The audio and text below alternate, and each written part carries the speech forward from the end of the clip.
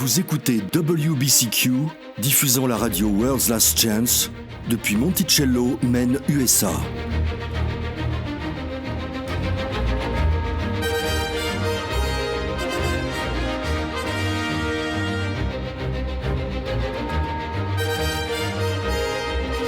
Crimes violents, troubles politiques, instabilité financière, tout indique une crise imminente, une crise sans précédent.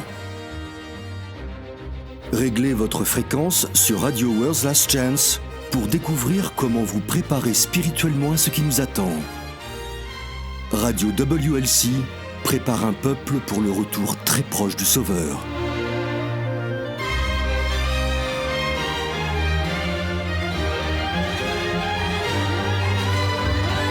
Bonjour et bienvenue sur Radio World's Last Chance, je suis votre animateur Eric Thomas et Jean-Olivier est avec moi.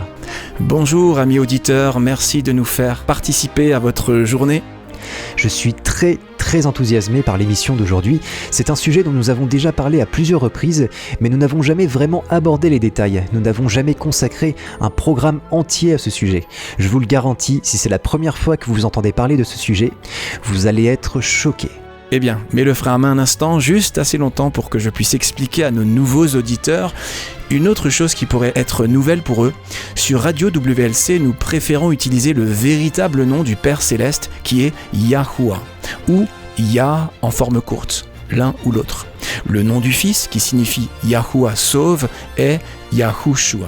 Vous pourrez également entendre El, Eloah ou Elohim, ce sont des titres hébreux qui font référence à Yahweh. Très bien, c'est parti Eric, tu peux relâcher le frein. Je te vois sur les starting blocks pour entrer dans la discussion d'aujourd'hui.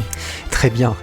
Aujourd'hui, nous allons discuter du sabbat biblique. Alors, avant de vous plaindre à voix basse et de changer de station en insistant sur le fait que nous sommes maintenant sous la grâce et pas sous la loi, laissez-moi vous assurer que nous n'allons pas vous dire que vous devez commencer à aller à l'église le samedi. En fait, vous voudrez écouter ce programme parce que les informations que vous allez recevoir impacteront autant les personnes qui pratiquent le dimanche que celles qui vont à l'église ou à la synagogue le samedi.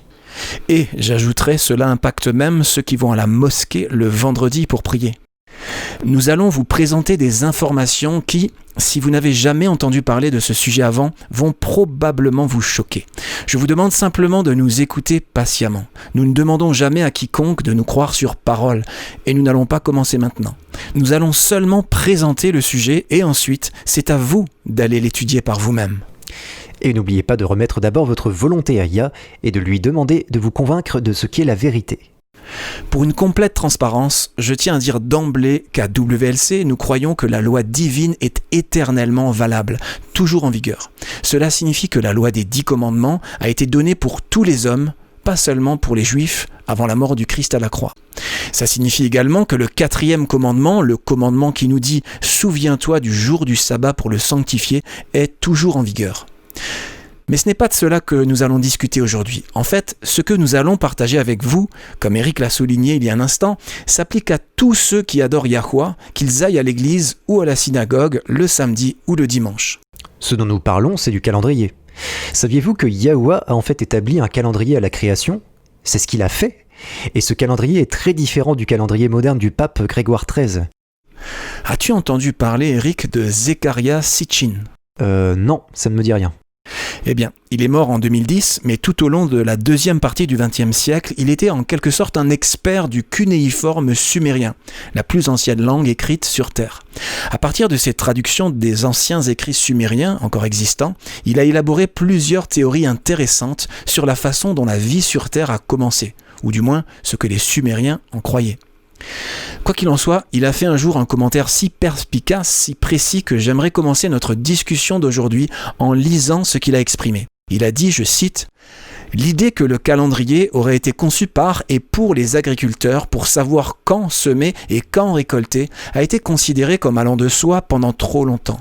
Cette idée échoue à la fois au test de la logique et à celui des faits. Les agriculteurs n'ont pas besoin d'un calendrier officiel pour connaître les saisons et les sociétés primitives ont réussi à se nourrir pendant des générations sans calendrier. Le fait historique est que le calendrier a été conçu pour déterminer à l'avance le moment précis des fêtes honorant les dieux. Le calendrier, en d'autres termes, était un dispositif religieux. C'est intéressant. Le calendrier grégorien est aujourd'hui le calendrier civil du monde entier. Mais il y a d'autres calendriers qui existent encore aujourd'hui. Et invariablement, ils sont ou étaient liés aux croyances religieuses de chaque groupe. Alors pourquoi avec Yahweh ce serait différent ? Nous devons l'adorer, lui rendre un culte. Dans Exode 20, verset 8, il nous ordonne de le faire. « Souviens-toi du jour du sabbat pour le sanctifier » ou d'en faire un jour saint, un jour consacré dans d'autres versions. Oui, mais ensuite il ajoute « Tu travailleras 6 jours et tu feras tout ton ouvrage, mais le 7e jour est le sabbat, ou jour de repos de Yahweh, ton Elohim. » Vous ne saurez pas quand le sabbat arrive si vous n'avez pas un moyen de calculer le temps et de suivre la succession des jours et des semaines. Donc oui, c'est logique qu'il ait établi un calendrier à la création.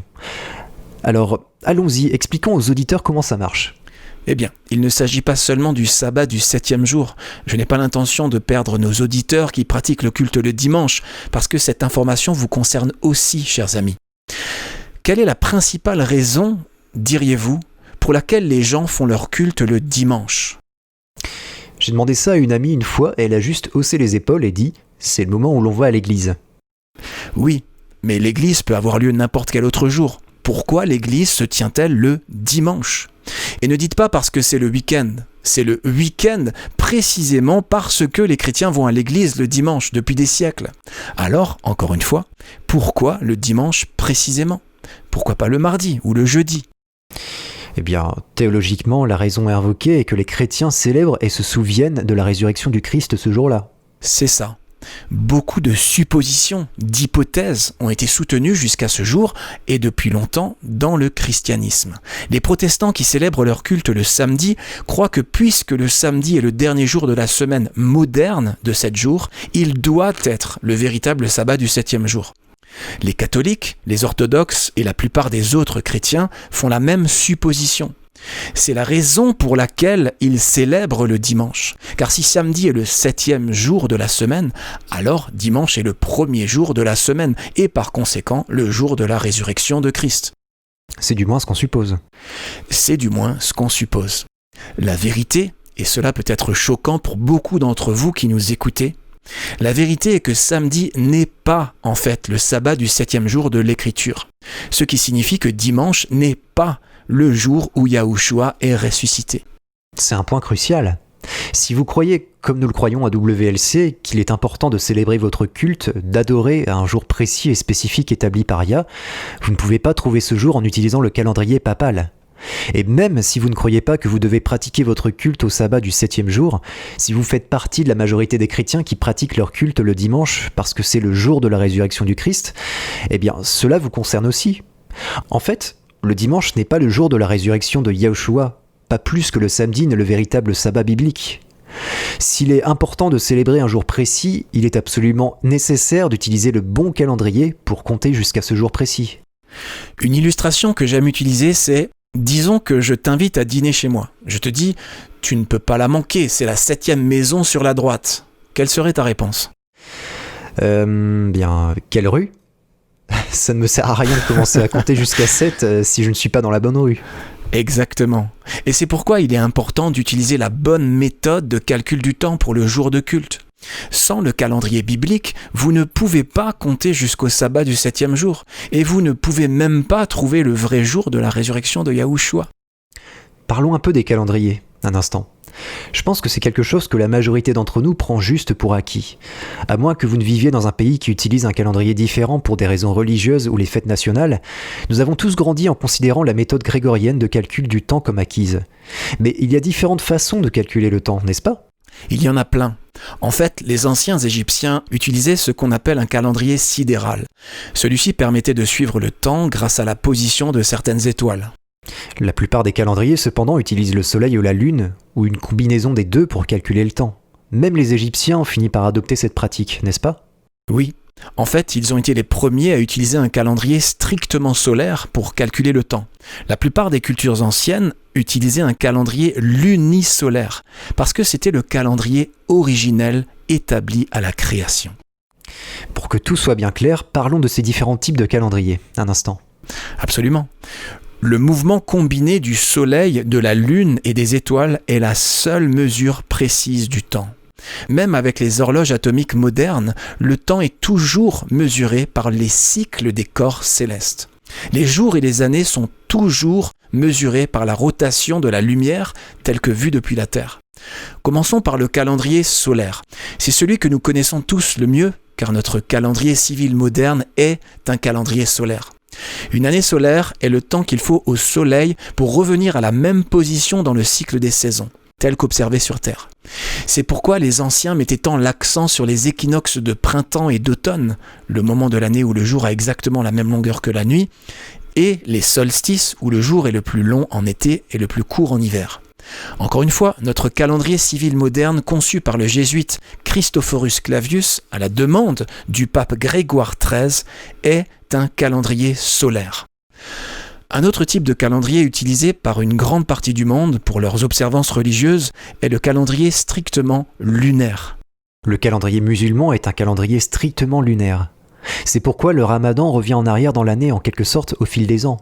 Une année, ce sera en juillet. L'année suivante, ce sera en juin et ainsi de suite. Et pourquoi ? Eh bien, l'année solaire, comme n'importe quel écolier vous le dira, dure 365 jours. En fait, c'est 365 jours et des poussières, c'est pourquoi nous devons avoir une année bissextile tous les 4 ans. L'année lunaire est plus courte, d'un peu plus de 10 jours qu'une année solaire. Donc, si vous calculez le temps uniquement à partir de l'année lunaire, le temps qu'il faut à la Lune pour revenir à la même position dans le ciel telle que vue de la Terre, vous allez constater que vos mois dérivent en arrière au fil des saisons. C'est ce qui arrive quand vous utilisez la Lune seule pour calculer les années, car l'année lunaire est plus courte que l'année solaire. L'autre type de calendrier est ce qu'on appelle le calendrier lunisolaire. C'est là que ça devient intéressant et que finalement, vous pouvez prouver que le samedi n'est pas le sabbat biblique, ni le dimanche, le jour de la résurrection. Vous voyez, le calendrier lunisolaire utilise à la fois le soleil et la lune.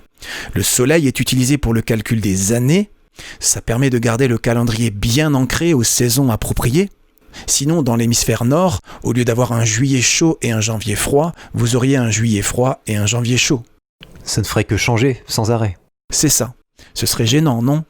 De voir les mois se déplacer au fil des saisons. Oui, ce serait gênant. La différence entre les calendriers lunisolaires et les calendriers solaires est que les calendriers lunisolaires, y compris le calendrier biblique, utilisent la lune pour le calcul des mois. Je suis tellement enthousiasmé par ça. C'est une méthode absolument géniale pour calculer le temps, vraiment, et incroyablement précise. En fait, beaucoup de cultures primitives appellent leurs mois des lunes. De plus, le mot mois en anglais, month, vient en fait du mot month, qui signifie une lune ou une lunaison, un cycle complet de la lune. C'est cette combinaison de la lune et du soleil que Yahweh a établi à la création, comme sa méthode désignée de calcul du temps, au commencement de l'histoire de la Terre. En fait, il l'a établi pendant la semaine de la création. Eric, pourrais-tu nous lire dans Genèse 1, le 4e jour de la création ? Bien sûr, Elohim dit qu'il y ait des luminaires dans l'étendue du ciel pour séparer le jour d'avec la nuit. Que ce soit des signes pour marquer les époques, les jours et les années, et qu'ils servent de luminaires dans l'étendue du ciel pour éclairer la terre. Et cela fut ainsi. Elohim fit les 2 grands luminaires, le plus grand luminaire pour présider au jour, et le plus petit luminaire pour présider à la nuit. Et il fit aussi les étoiles. Elohim les plaça dans l'étendue du ciel pour éclairer la terre, pour présider au jour et à la nuit, et pour séparer la lumière d'avec les ténèbres. Elohim vit que cela était bon. Ainsi, il y eut un soir, et il y eut un matin, ce fut le 4e jour. Ce qui est significatif ici, c'est le verset 14. Elohim a établi les luminaires dans le ciel et a dit qu'ils soient des signes pour marquer les époques, les jours et les années. Le mot traduit ici par signe vient de l'hébreu hôte. Il signifie littéralement un signal, un flambeau ou un guide, un monument. Ça va de pair avec l'idée que le sabbat est un mémorial de la création. Mais seulement si vous utilisez réellement le calendrier du Créateur pour trouver le moment où il se produit. C'est vrai. Le mot traduit par époque ou saison dans la Bible King James est encore plus révélateur. Il vient de l'hébreu moed et signifie littéralement un rendez-vous ou une assemblée. J'ai mon aide lexicale de l'Ancien Testament ici. Laisse-moi lire la définition du mot très rapidement. Allons-y. Il est dit que moed est, je cite, un rassemblement festif, un rendez-vous, un signal. Puisque les fêtes juives avaient lieu à intervalles réguliers, ce mot s'identifiait étroitement à elles. Moed est utilisé au sens large pour toutes les assemblées religieuses. Yahuwah y rencontrait Israël à des moments précis dans le but de révéler sa volonté. C'est un terme commun pour l'assemblée d'adoration du peuple de Yah. Fin de citation.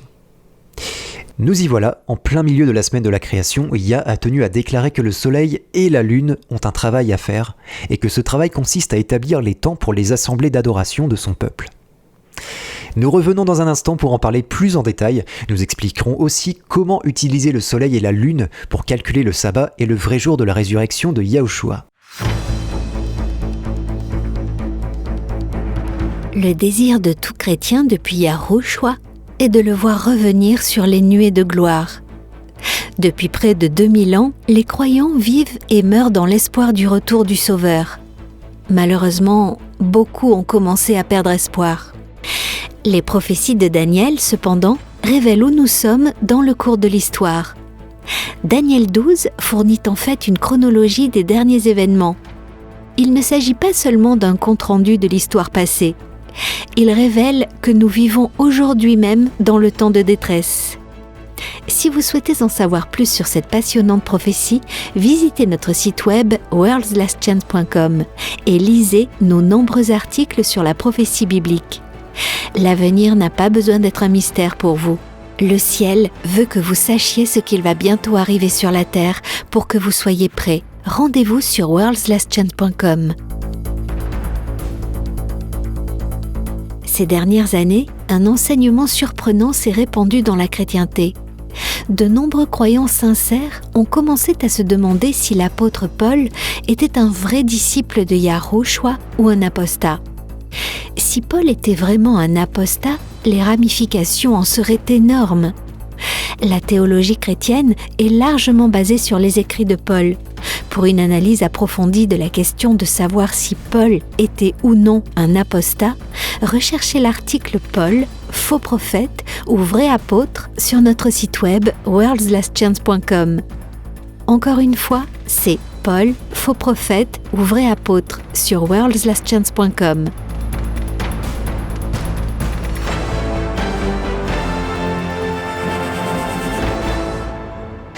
Nous venons de définir le mot Moed et nous avons vu dans les Écritures que Yahuwah a établi que le soleil et la lune étaient sa méthode désignée pour calculer non seulement le temps, mais aussi les temps d'adoration. Avant de poursuivre, j'aimerais vous montrer quelque chose qui prouve que le sabbat doit être calculé par cette méthode lunisolaire également. Ça se trouve dans Lévitique 23. C'est là que Yahuwah a expliqué ses fêtes à Moïse. C'étaient les fêtes annuelles que les Israélites devaient célébrer. Et pas seulement les Israélites, ce sont des anniversaires importants dans l'histoire du salut. Il est bon pour les croyants d'aujourd'hui de s'en souvenir et de les célébrer aussi. Bien sûr. Donc le chapitre énumère toutes ces fêtes en donnant la date exacte. Mais ce qui est intéressant, c'est que la toute première fête énumérée est la fête hebdomadaire du sabbat du 7e jour. Pourquoi ne pas le lire ? Très bien. Il est écrit « Yahuwah parla à Moïse et dit « Parle aux enfants d'Israël et tu leur diras « Les fêtes de Yahuwah que vous publierez seront de saintes convocations. Voici quelles sont mes fêtes. On travaillera 6 jours, mais le 7e jour est le sabbat, le jour du repos. Il y aura une sainte convocation. Vous ne ferez aucun ouvrage, c'est le sabbat de Yahuwah dans toutes vos demeures. Voici les fêtes de Yahuwah, les saintes convocations que vous publierez à leur temps fixé. » Et de là, il énumère le reste des fêtes annuelles, mais le fait est qu'elles sont toutes appelées fêtes. Ce sont toutes des moeds qui doivent être calculées en utilisant à la fois le soleil et la lune. Vous ne pouvez tout simplement pas trouver le vrai sabbat du 7e jour ou le vrai jour de la résurrection de Yahushua sur le calendrier solaire grégorien. Vous ne pouvez pas. Le calendrier du pape n'utilise que le soleil. C'est païen. Les calendriers solaires ont toujours été païens. Le calendrier du Créateur utilise les deux, le soleil et la lune. Et c'est un point très important. Ça souligne la différence de taille entre le calendrier solaire du pape et le calendrier lunisolaire biblique, à savoir le cycle hebdomadaire. Je pense que c'était la chose la plus difficile à comprendre pour moi au début. Mais tu as raison, c'est sur ce point que les deux calendriers sont le plus différents. Le calendrier grégorien a un cycle hebdomadaire continuel. Par exemple, le jour de l'an du 1er janvier 2017 était un dimanche. Le 31 janvier, à la fin du mois, était un mardi. Le jour suivant, le 1er février 2017, était un mercredi. À la fin de l'année 2017, le 31 décembre est tombé un dimanche. Donc, le jour suivant, le jour de l'an du 1er janvier 2018, est tombé un lundi, au lieu du dimanche du jour de l'an précédent. C'est ce que nous entendons par un cycle hebdomadaire continuel. Il n'y a aucune interruption dans la succession des jours de la semaine lorsqu'on passe d'un mois à l'autre, et même d'une année à l'autre. L'Occident a un cycle hebdomadaire continu depuis longtemps.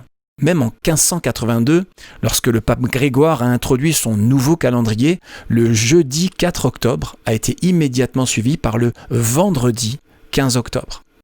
On a simplement supprimé certaines dates du calendrier, mais le déroulement des jours de la semaine n'a pas changé.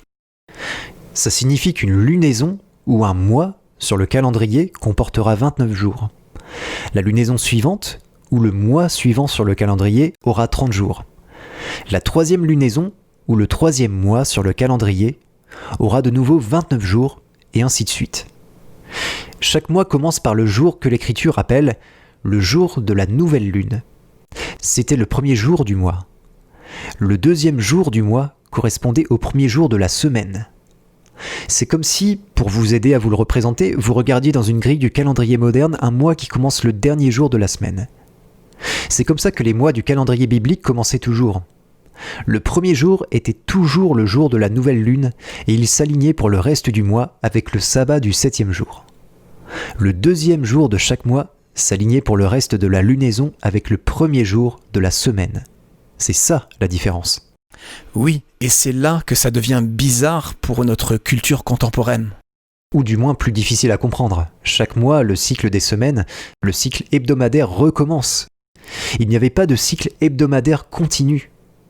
Laissez cela s'installer et s'imprégner dans votre esprit pendant un moment. Chaque mois, le cycle des semaines, le cycle hebdomadaire recommençait. C'est la raison pour laquelle vous ne pourrez jamais trouver le vrai sabbat du 7e jour de la Bible sur le calendrier grégorien. Et c'est la raison pour laquelle il est tout aussi impossible de trouver le vrai jour de la résurrection de Yahushua sur le calendrier grégorien. Vous ne pouvez tout simplement pas les trouver en utilisant le calendrier moderne. Les semaines ne s'alignent pas. Un fait dont la plupart des gens ne sont jamais conscients, c'est qu'à chaque fois qu'une date est donnée pour le sabbat du 7e jour dans les Écritures, à chaque fois, dans tous les cas, le sabbat tombe toujours le 8, le 15, le 22 ou le 29 du mois. Soit la date est directement donnée, soit les dates contextuelles et autres détails permettent systématiquement cette extrapolation. Par exemple, l'histoire de l'Exode d'Égypte contient des dates et des détails spécifiques sur 3 mois d'affilée qui ont tous le sabbat du 7e jour qui tombe le 8, le 15, le 22 et le 29 de chaque mois. Ces détails du calendrier ont été confirmés 40 ans plus tard à l'époque de Josué. Et à nouveau, à la crucifixion du Sauveur à la Pâque, le 14e jour du mois, qui tombait toujours le 6e jour de la semaine. Ensuite, le Sauveur s'est reposé dans la tombe pendant les heures du sabbat du 15e jour du mois et est ressuscité le jour de la fête des premiers fruits, ou prémices, ou gerbes agitées, qui était toujours le 16e jour du mois et toujours le premier jour de la semaine. On ne peut tout simplement pas aligner les dates de cette façon sur le calendrier grégorien. Quand votre calendrier a un cycle hebdomadaire continu, les dates bibliques tombent partout et n'importe quand. Pour un mois, par chance, vos sabbats peuvent en effet s'aligner sur le 8, le 15, le 22 et le 29, mais seulement si le premier du mois tombe un dimanche. C'est l'exemple que je vous ai donné avant pour vous aider à vous le représenter. Par contre, le mois suivant, vos sabbats tomberont le 4, le 11, le 18 et le 25 du mois. Et le mois suivant, toujours sur un cycle hebdomadaire continu, vos sabbats tomberont les 2, 9, 16, 23 et 30 du mois. Il n'y a aucune régularité. C'est n'importe quand. Il est tout simplement impossible que les sabbats tombent toujours et sans exception les 8, 15, 22 et 29 du mois dans toute l'écriture si on utilise un cycle des semaines continues. Pour une période de l'histoire, souvenez-vous, qui couvre 4000 ans dans le récit biblique. Oui, il est impossible d'avoir ce genre de cohérence dans les dates si le calendrier que vous utilisez ne redémarre pas le cycle des semaines, le cycle hebdomadaire chaque mois. Et c'est ce que fait le calendrier biblique lunisolaire de la création. Le calendrier lunisolaire de la création est la méthode la plus précise pour calculer le temps. Et il est élégant, en plus d'être très précis. Bien sûr, c'est une méthode de calcul du temps divinement conçue. Voudrais-tu lire Jérémie 31, verset 35 pour nous ? C'est un verset intéressant qui dit que Yahweh nous a donné les ordonnances ou lois de la lune. Ainsi dit Yahweh, qui donne le soleil pour la lumière du jour, les ordonnances de la lune et des étoiles pour la lumière de la nuit, qui soulève la mer et ses flots mugissent. C'est intéressant, la lune n'est pas du tout utilisée dans le calendrier du pape. J'aime étudier le calendrier lunisolaire. Il est si précis et pourtant si incroyablement simple que un berger sur une colline peut être tout aussi précis par l'observation qu'un astronome dans son observatoire peut l'être par le calcul. Eh bien, si on prend le décompte de la Pentecôte, c'est-à-dire le décompte de jours pour connaître la date de la Pentecôte, ça a longtemps embrouillé les gens car les deux spécificités du décompte semblent contradictoires. Pourtant, dès que vous comprenez comment fonctionne le calendrier lunisolaire, le décompte de la Pentecôte devient totalement clair.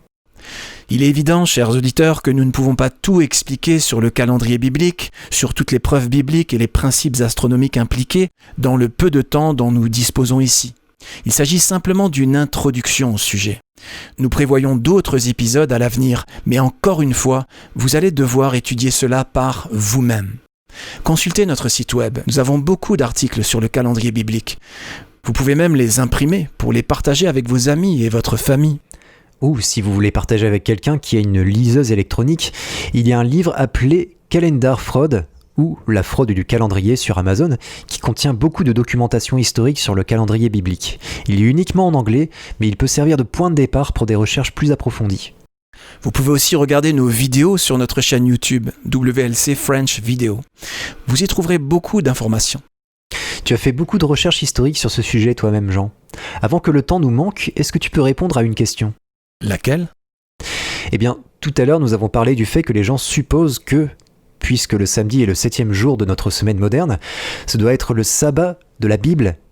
Et si le samedi est le sabbat biblique, ça fait du dimanche le jour de la résurrection, n'est-ce pas ? Oui, du moins c'est ainsi que vont les suppositions. Une autre supposition extrêmement courante est que le samedi doit être le vrai sabbat, parce que c'est le jour de culte des Juifs. Que peux-tu partager pour éclairer cet aspect de la question ? Je suis heureux que tu poses la question. Tu as raison sur le chemin qui a conduit à ces suppositions. En fait, j'ai recherché « définir samedi » dans mon moteur de recherche et 2 définitions sont apparues. La première est la suivante, le 7e jour de la semaine. Naturellement. Et l'autre ? L'autre était, je cite, « le sabbat juif ». Fin de citation. Ouais. Comme si, juste parce que les Juifs pratiquent leur culte ce jour-là, ça en fait automatiquement le sabbat biblique. Eh bien, je peux voir pourquoi cette supposition est faite. Je veux dire, c'est ce pourquoi les Juifs sont connus. Mais la vérité est que le samedi n'est pas le sabbat biblique et que les érudits juifs le savent. Ils le savent, mais est-ce qu'ils l'admettent ? Ils l'admettent. Sérieusement ? Absolument. Ils connaissent la vérité. Écoutez cette citation, elle est tirée d'une édition du début du XXe siècle de l'Encyclopédie juive universelle, page 410. Il est dit « La nouvelle lune est toujours, et le sabbat à l'origine était, dépendant du cycle lunaire. » Fin de citation. Vous voyez, ils le savent. Voici une autre citation, veux-tu la lire ? Elle est tirée d'un article intitulé « Le calendrier et les fêtes juives » publié sur torah.org. Allons-y. Déclarer le nouveau mois par l'observation de la nouvelle lune et la nouvelle année par l'arrivée du printemps ne peut être fait que par le Sanhédrin. Au temps de Hillel II, le dernier président du Sanhédrin, au IVe siècle de notre ère, les Romains ont interdit cette pratique. Hillel II a donc été contraint d'instituer son calendrier fixe, donnant ainsi effectivement l'approbation préalable du Sanhédrin au calendrier de toutes les années futures. Donc oui, les érudits juifs savent que le samedi moderne n'est pas le sabbat de la Bible, ni le dimanche, le vrai jour de la résurrection. C'est juste que nous, les chrétiens, avons oublié ces faits de l'histoire du calendrier. Il n'y a qu'une seule façon de trouver le vrai sabbat biblique et le vrai jour de la résurrection. C'est par le calendrier biblique lunisolaire, établi par Yahweh le 4e jour de la création.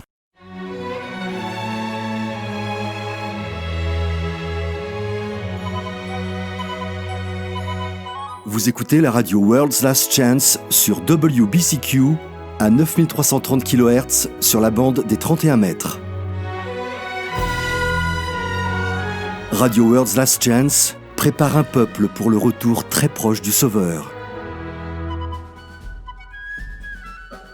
Peu de temps avant sa mort, le Sauveur a prédit que tous ceux qui suivront la vérité seront persécutés pour leur foi.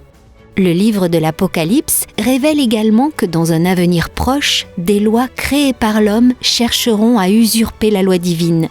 Romains 13 est un passage de l'Écriture qui sera utilisé à l'avenir pour contraindre les chrétiens à obéir aux lois humaines en violation de la loi divine. Si quelqu'un essayait de forcer votre conscience en citant Romains 13, en disant que les pouvoirs en place sont ordonnés par Yah, comment répondriez-vous ? Que diriez-vous ? Pour bien comprendre le véritable sens de Romains 13, visitez notre site web worldslastchance.com et lisez Le devoir civil du croyant. Encore une fois, lisez Le devoir civil du croyant sur worldslastchance.com.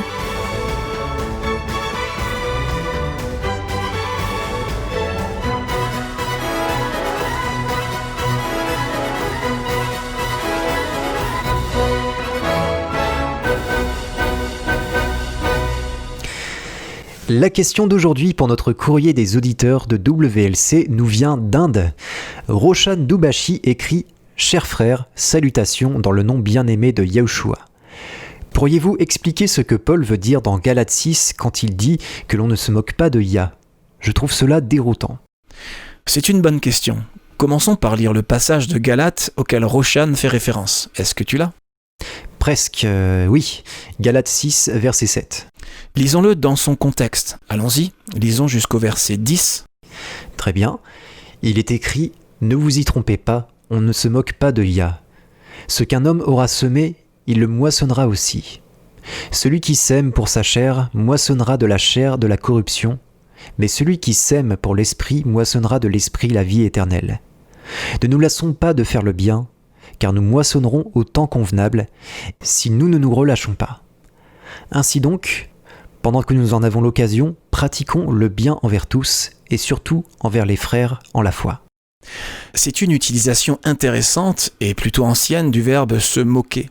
Voyons donc comment le verbe « se moquer » est réellement défini. Je pense que la plupart d'entre nous imaginent quelqu'un pointer du doigt et se moquer de quelqu'un d'autre.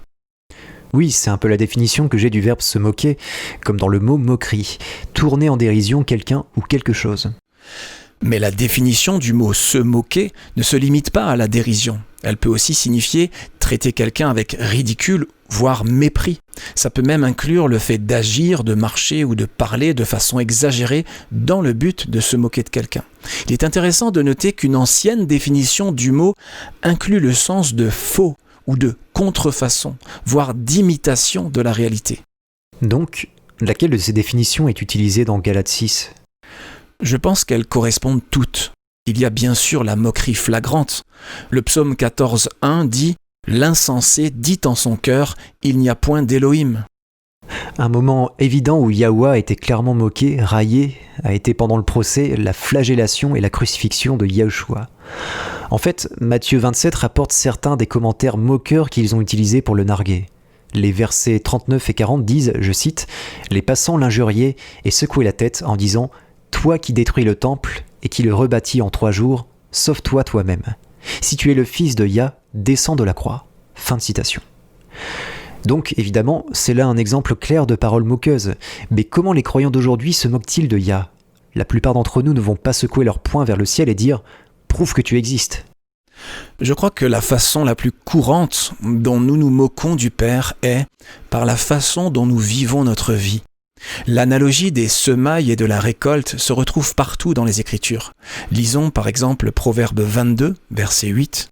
« Qui sème l'injustice moissonnera le malheur » ou dans une autre version, « Celui qui sème la perversité moissonnera le tourment ».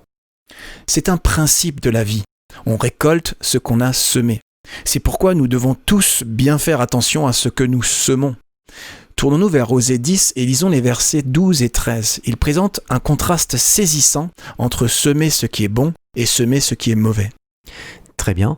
Il est écrit « Semez selon la justice, moissonnez selon la miséricorde, défrichez-vous un champ nouveau. Il est temps de chercher Yahuwah jusqu'à ce qu'il vienne et répande pour vous la justice. Vous avez cultivé le mal, moissonné l'iniquité, mangé le fruit du mensonge, car tu as eu confiance dans ta voix, dans le nombre de tes vaillants hommes. Quand nous prenons le nom de Christ, que nous prétendons le suivre, que nous prétendons être chrétiens, et que nous semons pourtant des graines de la chair en nous livrant à ce que nous savons être mauvais, nous nous moquons de Yah. Mais nous nous moquons aussi de lui lorsque nous semons des graines d'orgueil. L'orgueil spirituel peut être une si grande pierre d'achoppement. Plus vous en savez, plus Satan vous incite à vous sentir satisfait de vous. Il essaie de vous amener à vous comparer aux autres et à vous trouver mieux qu'eux. C'est ça, l'orgueil spirituel. Et c'est se moquer de Yah.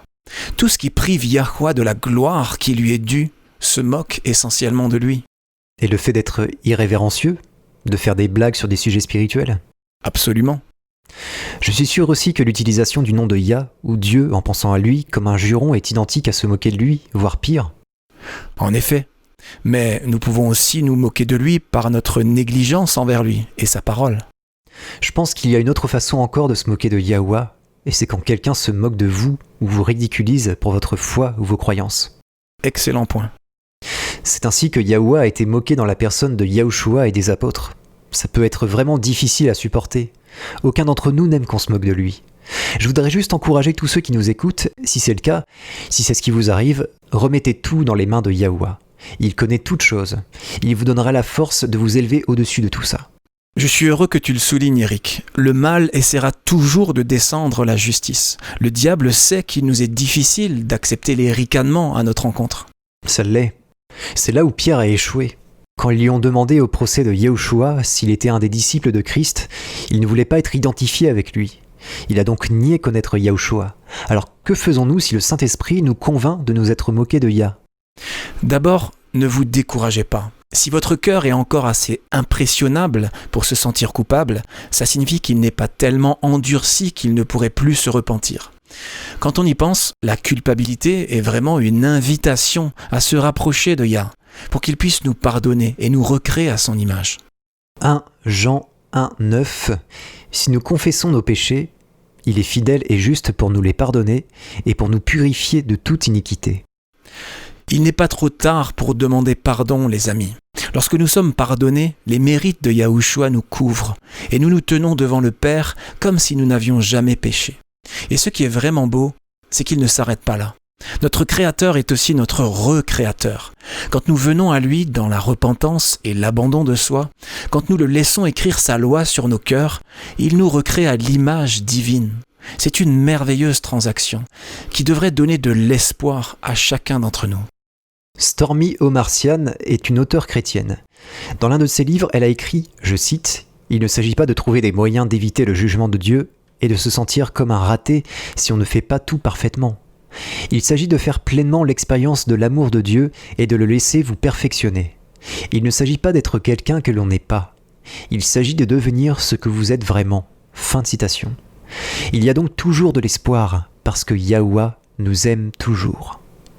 On dirait que notre temps est bientôt écoulé pour aujourd'hui. Envoyez-nous vos commentaires et vos questions. Et il vous suffit d'aller sur worldslastchance.com et de cliquer sur l'icône radio WLC. Nous sommes toujours heureux d'avoir des nouvelles de nos auditeurs.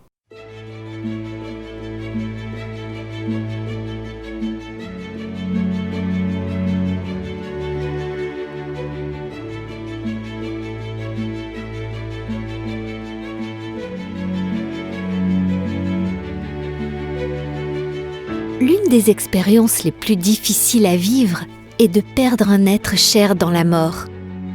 Il n'existe tout simplement pas de mots pour décrire le sentiment de perte, de culpabilité, de douleur, de regret, de solitude. Le problème est encore aggravé par l'incertitude que beaucoup ressentent, ne sachant pas ce qui se passe après la mort. D'autres s'inquiètent du fait qu'un être cher puisse se tenir ou planer tout près, regardant tout ce qu'ils font.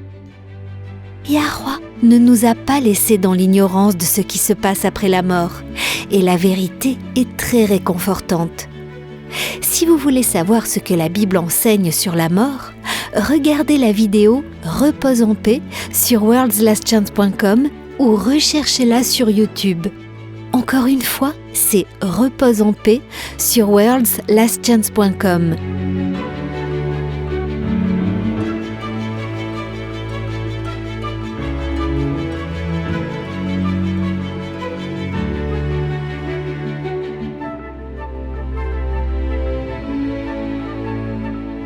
Avez-vous des problèmes que vous n'arrivez pas à résoudre? Êtes-vous confus, ne sachant que faire? Le Père a la solution à tous vos problèmes. Chers auditeurs, le monde touche à sa fin. De nouvelles situations vont survenir qui exigeront bien plus de sagesse que vous ou n'importe qui ne possède. Alors, revendiquez les promesses bibliques. Les promesses sont le cadeau de Yah pour vous. Vous pouvez vous appuyer en toute sécurité sur elles, parce qu'elles sont la parole de Yah. La parole de Yah contient le pouvoir de faire ce qu'il dit. Lisez l'article intitulé « Les grandes et précieuses promesses » dès aujourd'hui sur worldslastchance.com. Soyez encouragés, sachant que le Père est au contrôle de toute situation. Recherchez l'article « Les grandes et précieuses promesses » sur worldslastchance.com. Visitez notre site web dès aujourd'hui.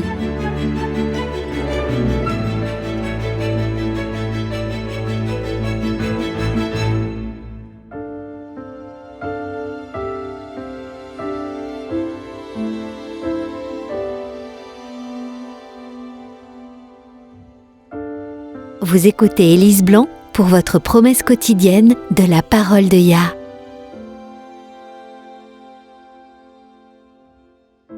Billy n'avait que 5 semaines lorsque son père est mort d'une pneumonie. Il a grandi dans la pauvreté et la vie était dure pour lui. Mais c'était un athlète aux qualités innées et un coureur extrêmement rapide. À 20 ans, il s'est engagé avec les White Stockings de Chicago et est devenu joueur de baseball professionnel.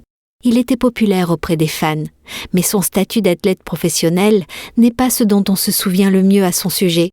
Quelques années plus tard, Billy Sunday s'est converti et a donné son cœur à Yah. En 1891, il a refusé un contrat de baseball de 3 500 $ par an, une somme importante à l'époque, et a accepté un poste à la Chicago Young Men's Christian Association pour seulement 83 $ par mois, moins d'un tiers de ce qu'il aurait pu gagner s'il avait continué à pratiquer le sport professionnel. Cela a été le point de départ d'une carrière dans l'évangélisation. Billy Sunday a passé le reste de sa vie à conduire des âmes à Yah et à mettre en garde contre les dangers des séductions du monde, en particulier l'alcool. Il a dit, je cite, « Le saloon est un menteur. Il promet de la bonne humeur et envoie de la tristesse. Il promet de la prospérité et envoie de l'adversité. Il promet le bonheur et envoie la misère. C'est le pire ennemi de Yahweh et le meilleur ami du diable. Et il avait raison. Toutes les séductions de Satan promettent le plaisir, mais à la fin, elles vous laissent un sentiment de vide. D'un autre côté, les promesses de Yah sont riches et pleines, et il tient toujours sa parole. C'est ce que déclare le chapitre 23, verset 19 du livre des Nombres. Yah n'est pas un homme pour mentir, ni le fils d'un homme pour revenir sur sa décision. Ce qu'il a dit, ne le fera-t-il pas? Ce qu'il a déclaré, ne l'accomplira-t-il pas? Vous pouvez croire ce que Yah a dit, il le fera, toujours. Souvenez-vous, chaque promesse que Yah a faite est assurée par sa puissance et sa force infinie. Il est le créateur de tout. Avec votre Bible à la main, inclinez-vous devant lui et dites « J'ai fait comme tu l'as dit, et je te présente ta promesse. Demande et on te donnera. Cherche et tu trouveras. Frappe et on t'ouvrira. » Yahushua lui-même a dit « Tout ce que vous demanderez en priant, croyez que vous l'avez reçu et cela vous sera accordé. Tout ce que vous demanderez en mon nom, je le ferai afin que la gloire du Père soit révélée dans le Fils. » Nous avons reçu de grandes et précieuses promesses. Réclamez-les dès maintenant.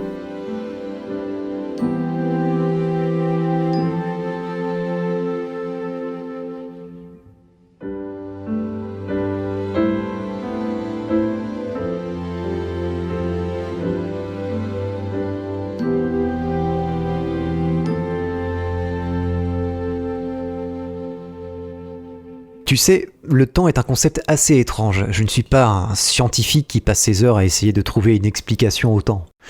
C'est juste quelque chose que nous avons toujours considéré comme acquis, comme allant de soi, n'est-ce pas ? C'est le cas, et surtout dans le monde occidental. Je pense que les gens prennent le calendrier pour acquis. Au Moyen-Orient et en Inde, par exemple, les gens sont habitués à avoir le calendrier civil grégorien, mais à avoir aussi un autre calendrier pour des raisons religieuses. Il y a le calendrier lunaire des musulmans et les divers calendriers lunisolaires hindous. Le calendrier traditionnel chinois est également lunisolaire, mais tu as raison, en Occident, où les jours de culte sont calculés depuis plus de 2000 ans par le calendrier julien, puis le calendrier grégorien, les gens n'ont pas l'habitude de penser à différentes façons de calculer le temps. C'est là probablement la vérité la plus cachée, la plus enterrée que j'ai jamais découverte. Je veux dire, il y a des dates données dans toutes les écritures, mais nous ne sommes jamais arrêtés suffisamment pour analyser la configuration du calendrier dont elles sont tirées. Et pourtant, cette information est absolument vitale. Apocalypse 12, verset 9 décrit le diable comme, je cite, « le grand dragon, le serpent ancien, appelé le diable et Satan, celui qui séduit toute la terre. » Et c'est exactement ce qu'il a fait. Il a séduit toute la terre. Il a trompé le monde entier. Je pense que le point le plus important à retenir cependant, c'est pourquoi. Pourquoi le diable s'est-il donné tant de mal pour faire en sorte que le calendrier biblique soit perdu, oublié, à tel point que nous ne le sachions même pas ? Je veux dire, avant d'apprendre le calendrier biblique et comment il fonctionne, je ne savais même pas qu'il faille remettre en question le calendrier. Qui, parmi nos auditeurs, a-t-il déjà entendu parler d'un cycle hebdomadaire différent du cycle continu que nous utilisons tous ? Tu as raison. Le diable a fait des efforts invraisemblables pour nous cacher cette vérité. Et il l'a fait de telle manière que nous ne saurions même pas qu'il faille la remettre en question. Nous ne savions pas que nous ne savions pas. Satan a toujours su que la bataille finale porterait sur le culte, sur l'adoration. C'est ce, en fin de compte, dont il a toujours été question. Être fidèle à Yah et l'adorer lui seul, ou se joindre à Satan dans sa rébellion. En gros, l'adoration de Satan par défaut. Parce que si vous n'adorez pas Yah, si vous ne lui rendez pas l'amour et la dévotion, par défaut, vous adorez en réalité Satan. Exactement. Apocalypse 13 est le chapitre qui décrit l'image de la bête, la marque de la bête, son application, etc., etc. Mais en nous concentrant sur ce qu'est la marque de la bête, nous avons tendance à manquer le point principal du chapitre. Il s'agit de l'adoration. C'est le sujet principal. La marque de la bête est l'application forcée du culte le dimanche. Au départ, selon le verset 17 d'Apocalypse 13, il y aura des sanctions économiques contre tous ceux qui refuseront de se conformer à la loi du culte du dimanche. Mais à mesure que le peuple de Yah restera fidèle à lui et refusera, une pression plus intense sera exercée. Ils seront menacés d'amende et d'emprisonnement et, finalement, ils seront menacés de mort. Si cela est nouveau pour vous, les amis, tout se trouve dans Apocalypse 13. Oui, le verset 15 dit de l'image de la bête, je cite, « qu'elle faisait mourir ceux qui refusaient de l'adorer ».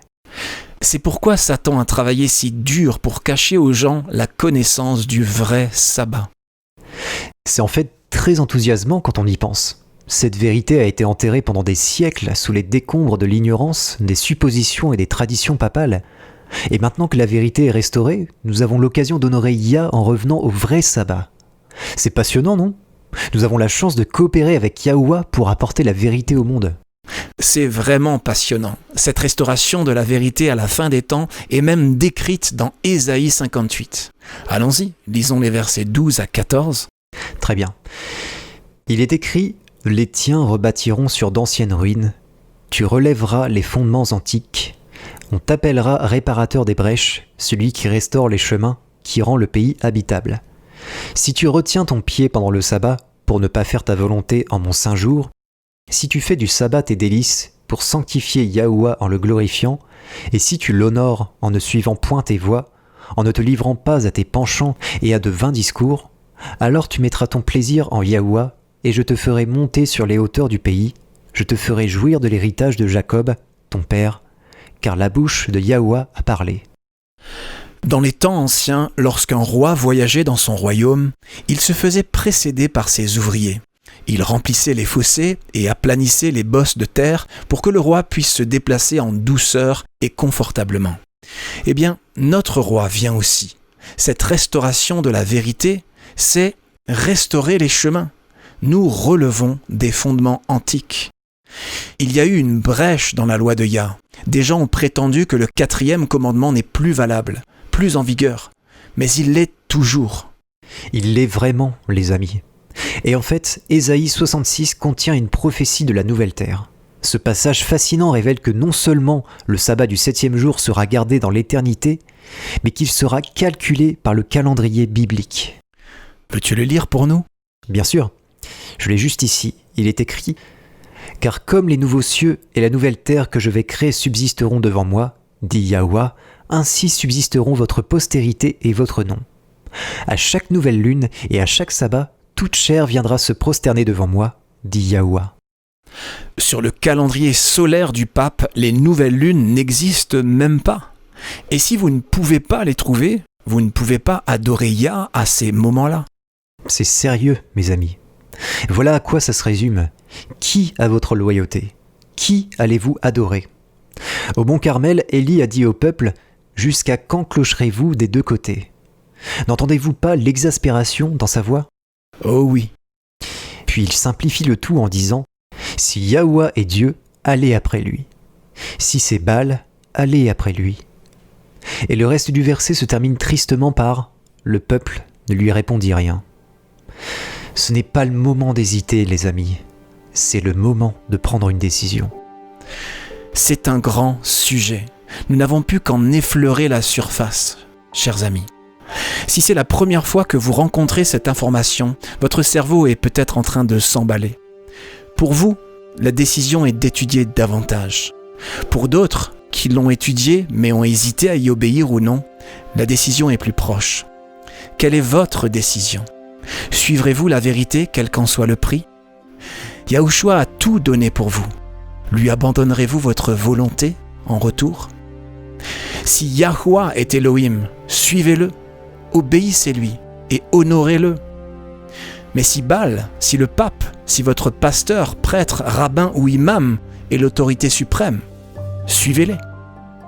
Mais sachez que votre temps est presque écoulé. La fin est proche. N'attendez pas. Prenez une décision aujourd'hui. Rejoignez-nous demain et d'ici là, souvenez-vous, Yahweh vous aime. Et vous pouvez compter sur lui, car il est digne de confiance.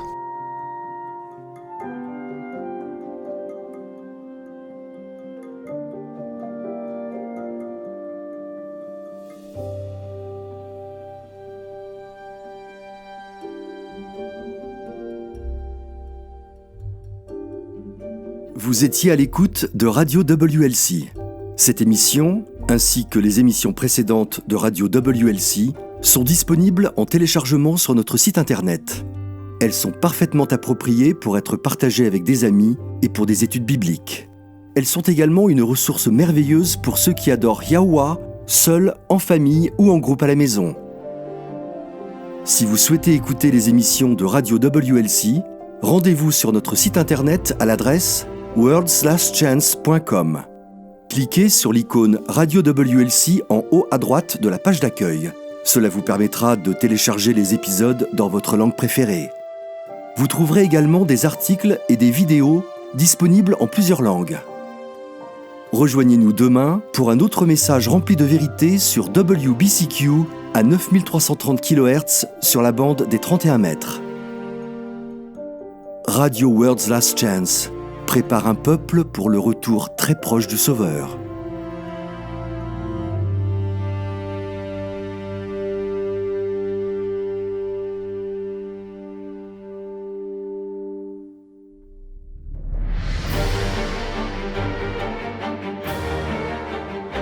Apocalypse contient des informations vitales pour tous ceux qui vivent aujourd'hui.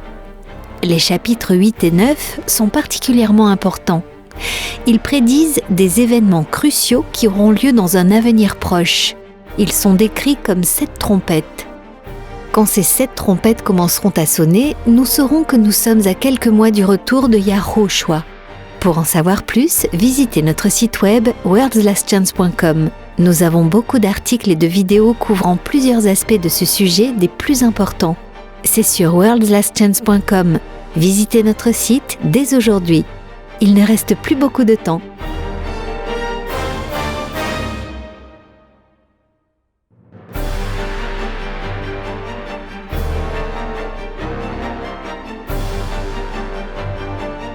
Le temps touche à sa fin, maintenant plus que jamais. Il est impératif que tous ceux qui cherchent et désirent le retour du Sauveur prennent grand soin de garder chacune des avenues de l'âme par lesquelles le diable cherche à nous séduire et nous piéger. Le péché est addictif. Qu'il s'agisse du temps gaspillé dans des activités nuisibles ou de l'alcool, qu'il s'agisse de pornographie ou de nicotine, le péché lui-même est addictif. Mais le Sauveur est prêt à délivrer quiconque se tourne vers lui. Visitez notre site worldslastchance.com et lisez L'addiction au péché, protéger les avenues de l'âme. Lisez L'addiction au péché sur worldslastchance.com. Yahushua est prêt à répondre à la prière de la foi.